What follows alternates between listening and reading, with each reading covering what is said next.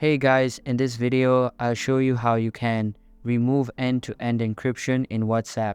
So make sure to watch this video till the end and let's get started.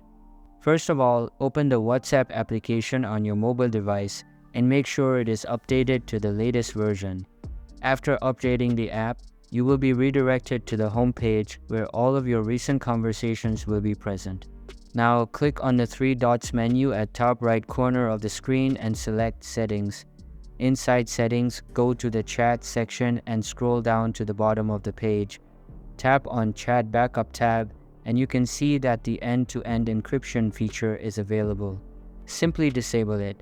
I already have it disabled, but in your case, there will be a button named Turn Off. Just tap on it. And that's how you can remove end-to-end encryption in WhatsApp. Hope you liked the video. Thanks.